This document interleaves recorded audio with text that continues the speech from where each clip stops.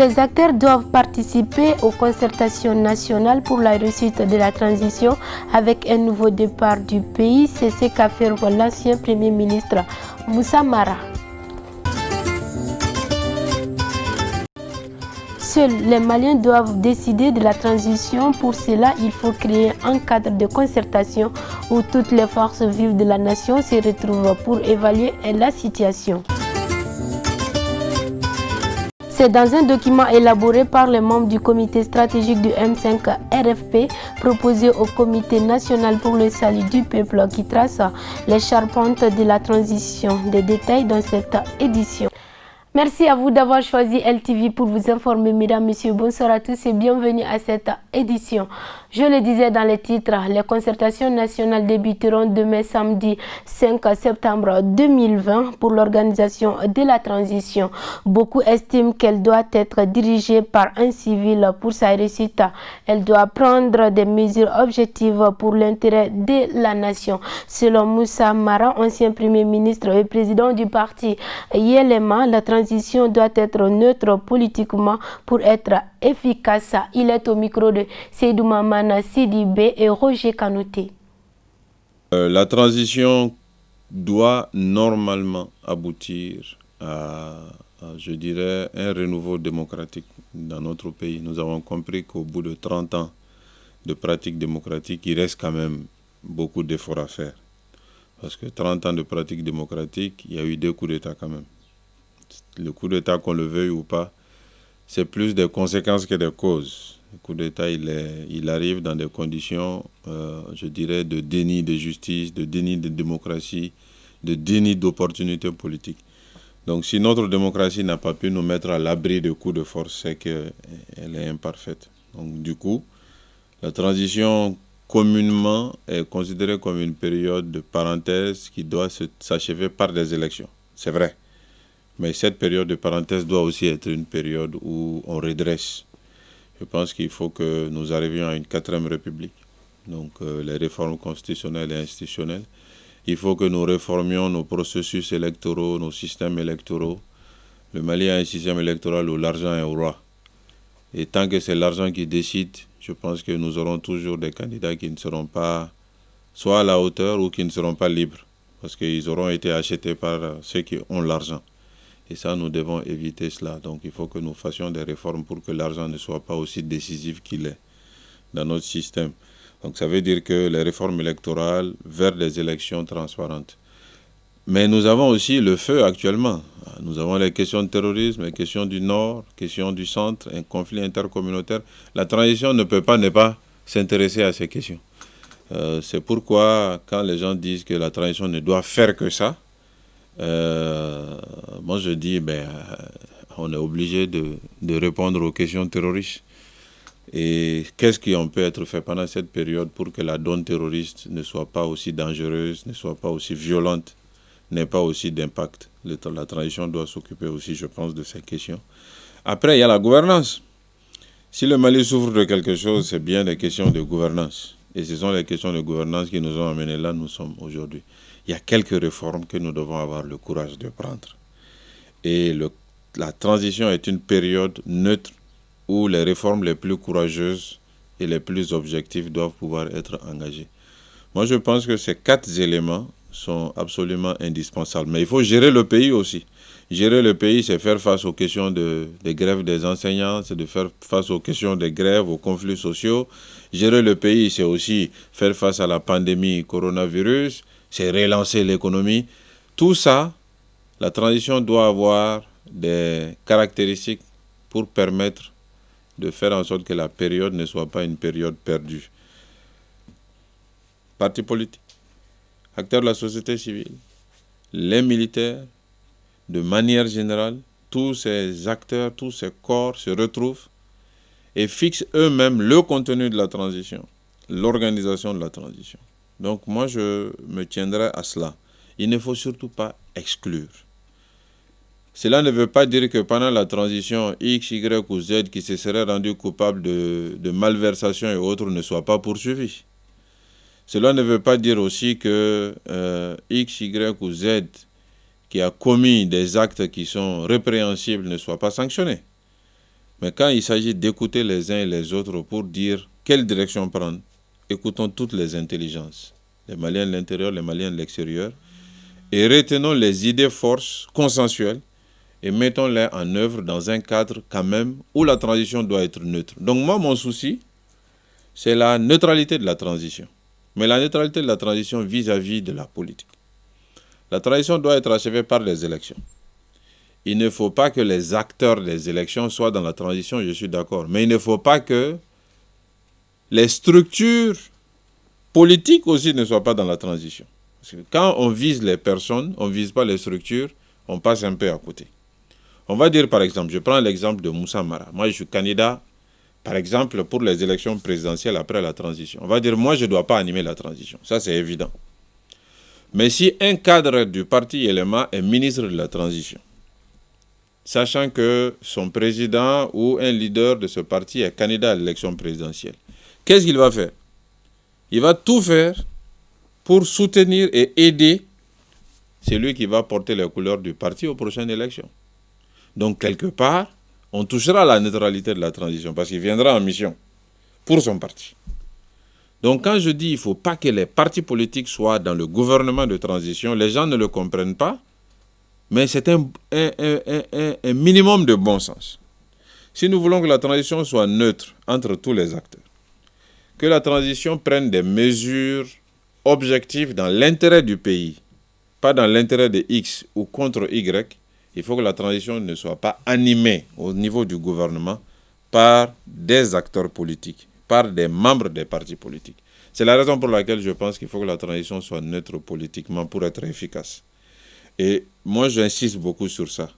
Mais se réunir, donner des idées, tous les Maliens doivent être confiés.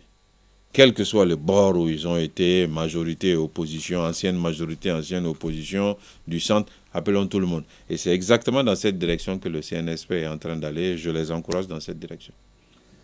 Monsieur Mara, en 2012, après le coup d'État, au moment de la période de transition, il y a eu beaucoup d'erreurs en 2012.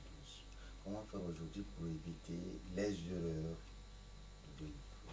Je pense que l'une des erreurs, ça a été justement de faire un gouvernement de politique.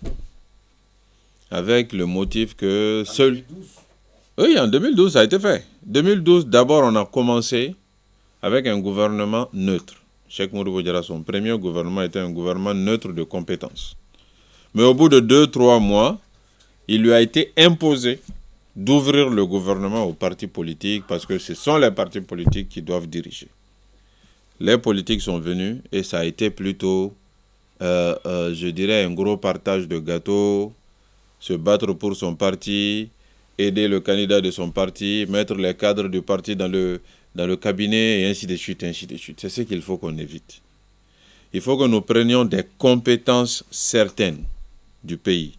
Et les compétences certaines sont plus en dehors des partis que dans les partis. Il faut aussi le constater.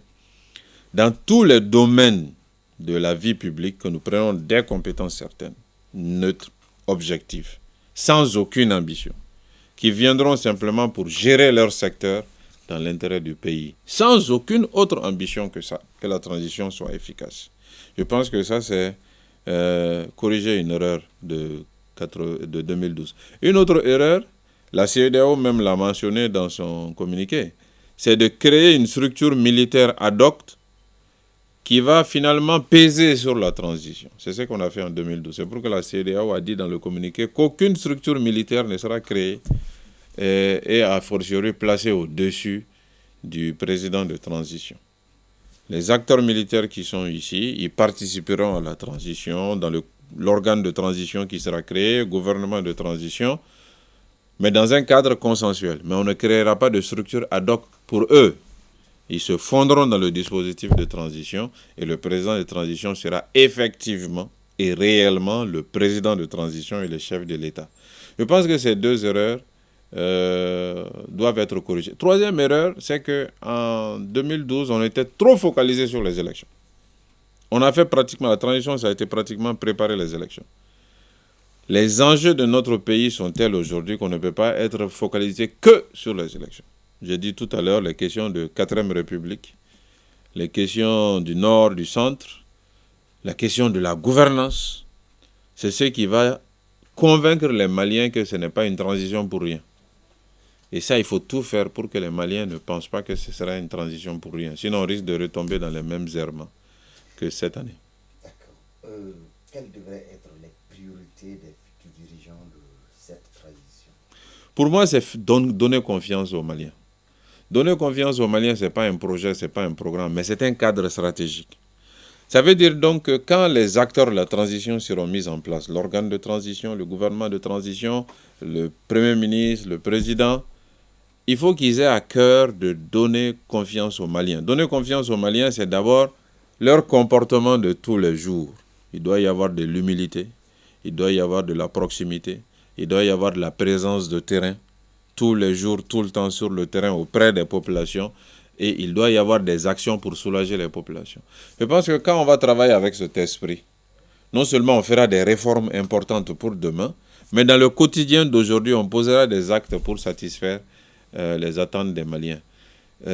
Donner confiance, c'est ce qui nous a le plus manqué. Aujourd'hui, la confiance n'existe pratiquement plus entre les Maliens et leurs élites. Et tant que nous ne comprenons pas ça, je pense qu'on n'aura pas fait un pas. Il faut restaurer la confiance, il faut recoudre le tissu social et il faut reconstituer un projet national sur le long terme. Et ça, la base, c'est la confiance entre les élites et la population. La transition doit ouvrir cette perspective. Difficile d'expliquer ça, c'est ma personne, en fait. Et je trouve que, d'abord dans la vie, de manière générale, qu'on soit dans la politique ou pas, il faut être rigoureux, il faut être organisé, il faut être honnête. C'est notre éducation, c'est ce qu'on nous apprend à l'école, ce sont nos traditions, c'est la religion. C'est la somme de tout ça qui forme la personnalité d'un individu. Mais la proximité avec la population, pour moi, un représentant, un élu, une élite, doit être l'esclave de la population. Et je vous assure que le jour où au Mali, les élus seront les esclaves des Maliens, le pays, il va décoller. Et quelque part, c'est ce que nous devons essayer de faire. Si vous suivez un peu ce que moi je dis, ce que j'écris, ce que le parti LMA fait, toutes nos réformes proposées, ça va dans le sens de faire que le leader soit l'esclave de la population. Toutes nos réformes.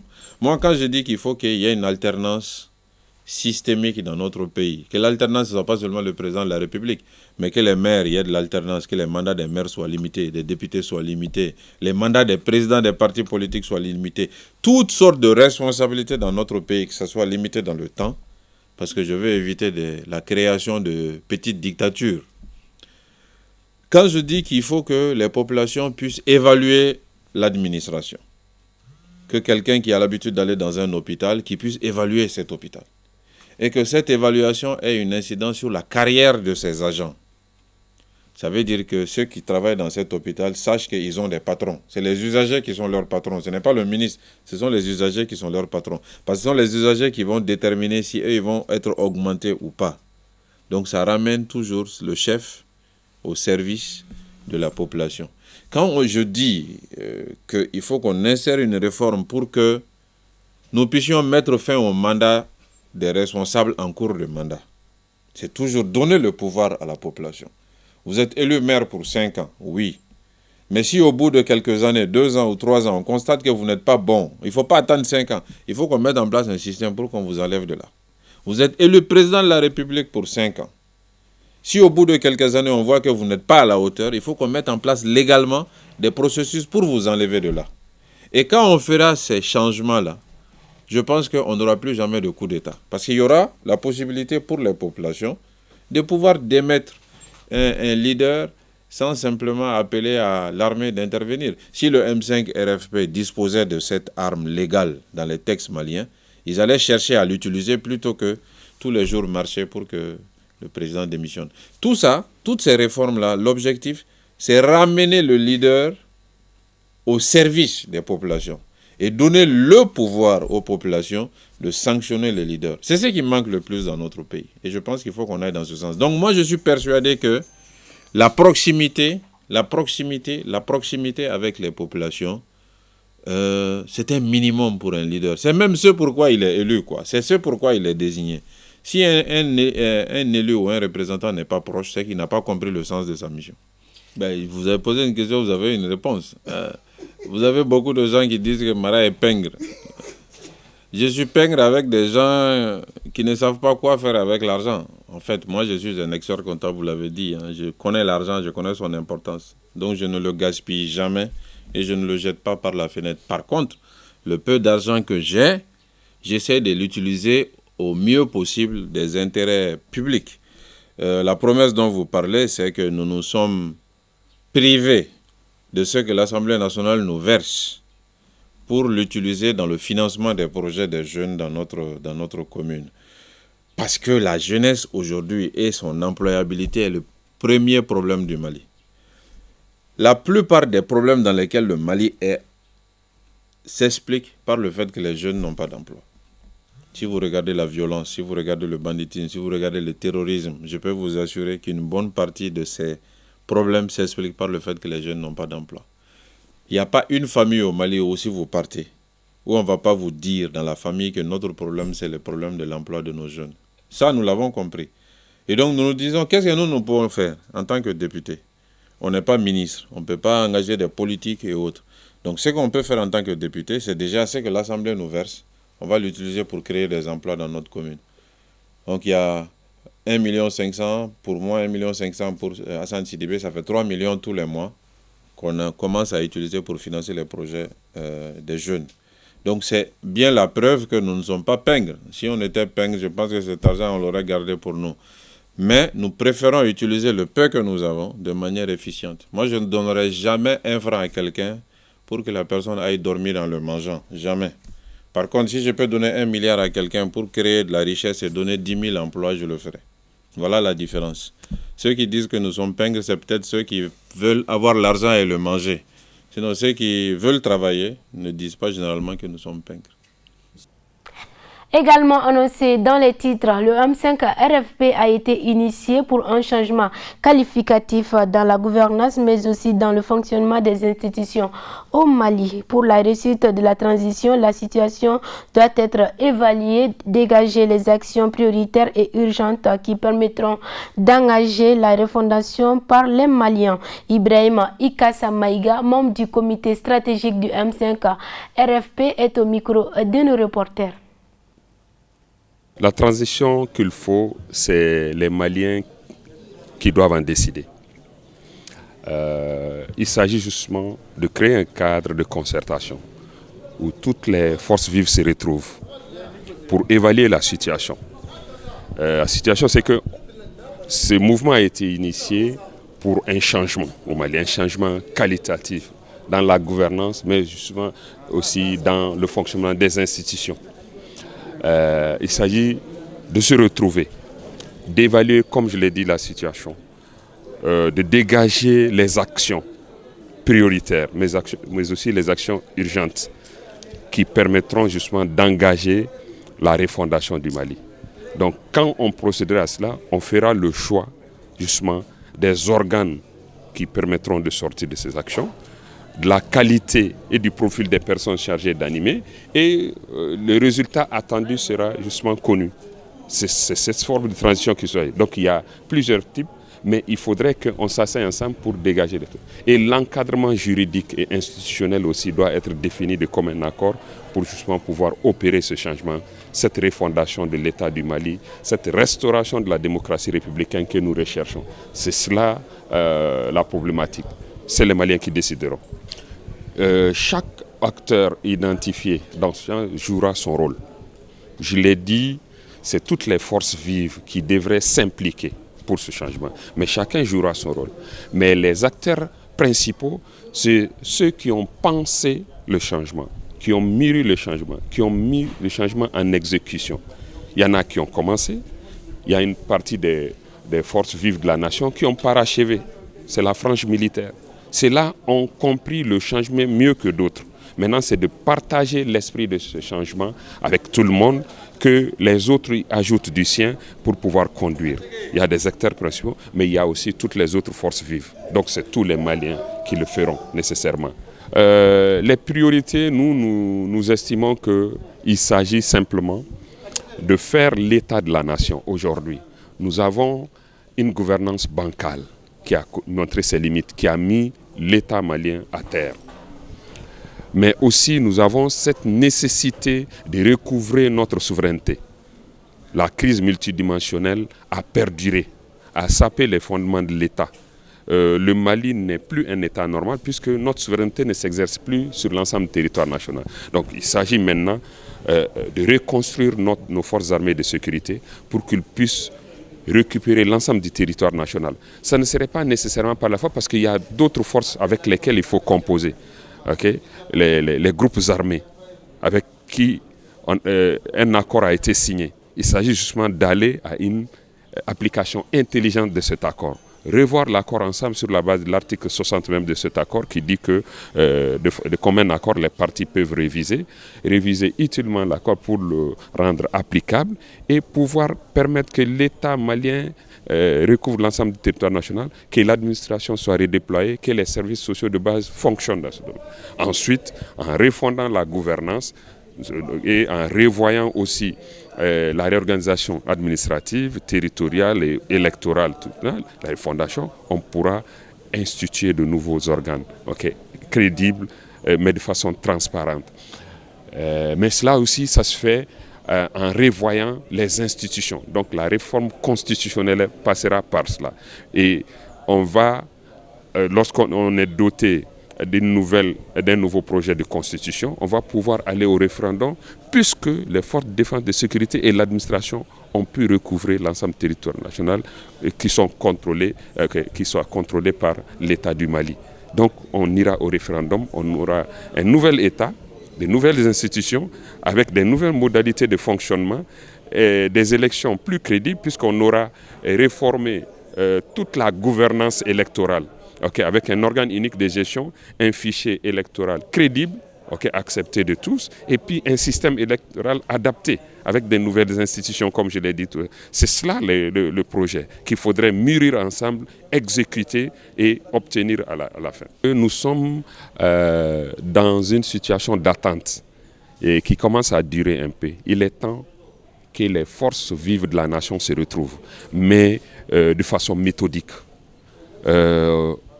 Aujourd'hui, les forces vives se répartissent en 3 catégories. Celles qui ont pensé et mis en mouvement le changement, c'est très important. C'est eux qui savent pourquoi ils ont engagé cette lutte. D'accord ? Et je l'ai dit tantôt, c'est le mouvement M5 RFP et les forces de défense et de sécurité dont l'aile politique est le CNSP aujourd'hui. Donc ceux-là sont clairs. Maintenant, il y avait ceux qui n'avaient pas compris ou ceux qui avaient compris et qui n'avaient pas agi autant que les premières forces ont agi. Donc tous ceux-là se mettront ensemble pour peut-être avoir une compréhension commune de ce qu'on veut du changement et pouvoir parachever ce changement-là pour obtenir un État plus fort, un État plus respecté dans le concert de la nation. C'est cela le vœu et il faudrait que tout le monde s'engage dans ce temps. Mais le temps nous est compté. L'État est arrêté depuis un bon moment. Il faudrait que justement on puisse reprendre l'initiative pour pouvoir parachever ce travail. C'est cela le challenge qui nous reste et j'espère que tous les Maliens et les Maliennes auront compris cela et qu'on se mettrait dans une action positive pour l'atteindre.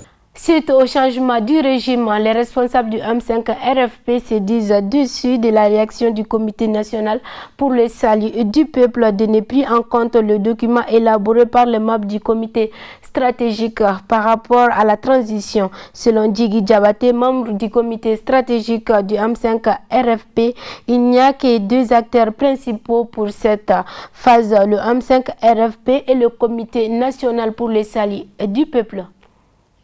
Bon, nous avons décliné nos points de vue à travers un document que nous avons remis au CNSP.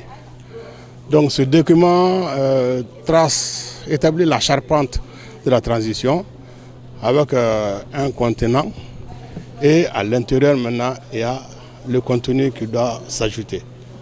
Alors jusqu'à présent, nous n'avons pas eu de réaction positive ou officielle du CNSP par rapport à notre document.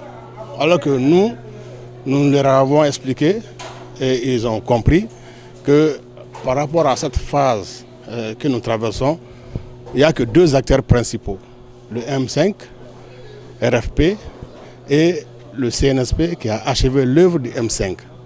Donc nous considérons et nous estimons que nous sommes les deux à plancher sur le style de transition qu'il faudrait mettre en place. Et nous sommes prêts depuis plusieurs mois, depuis plus d'un an, plus de 5 mois, le M5 RFP a établi un document que nous avions mis sous les mains en attendant le départ du président Ibrahim Boubacar Keïta.